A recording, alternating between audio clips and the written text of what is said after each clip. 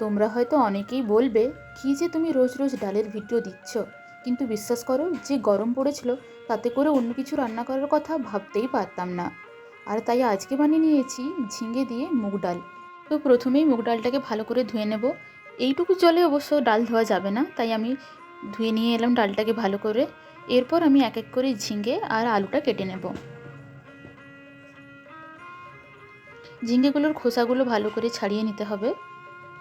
তারপর আমি আলুটারও খোসা ভালো করে ছাড়িয়ে নিলাম। এরপর আমি আলুটাকে চৌকো চৌকো করে কেটে নেব। খুব বড়ও কাটবো না, খুব ছোটও করব না, মাঝারি সাইজে কেটে নেব। তারপর আলুটাতে একটু আমি জল ঢেলে দেবো, এতে করে আলুটা কালো হয়ে যাবে না। এরপর আমি ঝিঙেটাকে কেটে নিচ্ছি। ঝিঙেটাকে একটু আমি লম্বা লম্বা করে কেটে নিলাম। মুগ ডালটাকে আমি ধুয়ে রেখেছিলাম, যে কারণে মুগ ডালটা একটু নরমও হয়ে যাবে আর জলটা শুকিয়ে বেশ ঝুরঝুরেও হয়ে যাবে। তো দেখতেই পাচ্ছ ডালটা কীরকম ঝুরঝুরে হয়ে গেছে। এরপর আমি কড়াইয়ে তেল দিয়ে ওর মধ্যে আমি তেজপাতা, শুকনো লঙ্কা আর জিরের ফোড়ন দিয়ে দিলাম। এরপর আমি দিয়ে দেবো ধুয়ে শুকনো করে রাখা ডালটা। এরপর আমি আলুগুলো এর সাথে দিয়ে দেবো। তারপর ভালো করে আমি তেলের মধ্যে ডালটাকে আর আলুটাকে নেড়ে ছেড়ে ভেজে নেব।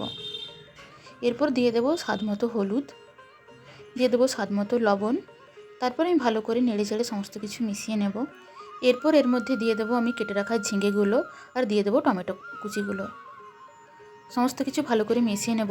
তো এখানে জল দেওয়ার কোনো দরকার নেই, কারণ একটু পরেই ঝিঙেটা থেকে জল বেরিয়ে আসবে। ঢাকা চাপা দিয়ে কিছুক্ষণ রেখে দেবো। এরপর আমি মশলাটা বানিয়ে নিচ্ছি। তার জন্য জিরে গুঁড়ো, আদা বাটা, লঙ্কা বাটা, লঙ্কা গুঁড়ো আর ধনে গুঁড়ো দিয়ে দিয়েছি।